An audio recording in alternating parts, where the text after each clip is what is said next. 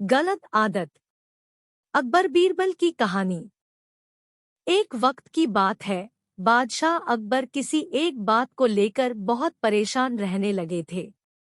जब दरबारियों ने उनसे पूछा तो बादशाह बोले, हमारे शहजादे को अंगूठा चूसने की बुरी आदत पड़ गई है।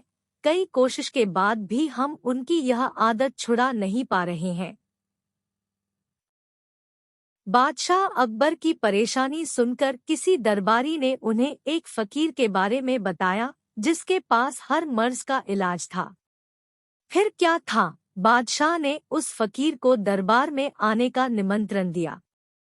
जब फकीर दरबार में आया तो बादशाह अकबर ने उन्हें अपनी परेशानी के बारे में बताया। फकीर ने बादशाह की पूरी बात सुनकर परेशानी को दूर करने का वादा किया और 1 हफ्ते का समय मांगा। जब 1 हफ्ते के बाद फकीर दरबार में आया तो उन्होंने शहजादे को अंगूठा चूसने की बुरी आदत के बारे में प्यार से समझाया और उसके नुकसान भी बताए। फकीर की बातों का शहजादे पर बहुत प्रभाव पड़ा और उसने अंगूठा न चूसने का वादा भी किया। सभी दरबारियों ने यह देखा तो बादशाह से कहा, जब यह काम इतना आसान था तो फकीर ने इतना समय क्यों लिया? आखिर उसने क्यों दरबार का और आपका समय खराब किया? बादशाह दरबारियों की बातों में आ गए और उन्होंने फकीर को दंड देने की ठान ली। सभी दरबारी बादशाह का समर्थन कर रहे थे, लेकिन बीरबल चुपचाप था।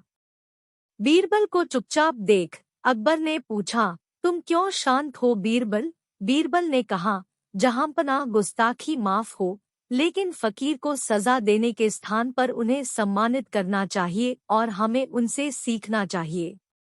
तब बादशाह ने गुस्से में कहा, तुम हमारे फैसले के खिलाफ जा रहे हो। आखिर तुमने ऐसा सोच भी कैसे लिया? जवाब दो। तब बीरबल ने कहा, महाराज, पिछली बार जब फकीर दरबार में आए थे तो उन्हें चूना खाने की बुरी आदत थी। आपकी बातों को सुनकर उन्हें अपनी गलती का एहसास हुआ। उन्होंने पहले अपनी इस गंदी आदत को छोड़ने का फैसला लिया, फिर शहजादे की गंदी आदत छुड़ाई। बीरबल की बात सुनकर दरबारियों और बादशाह अकबर को अपनी गलती का एहसास हुआ और सभी ने फकीर से क्षमा मांगकर उसे सम्मानित किया। हमें दूसरों को सुधारने के पहले खुद सुधरना चाहिए, इसके बाद ही दूसरों को ज्ञान देना चाहिए। Thank you for watching. Please like and subscribe.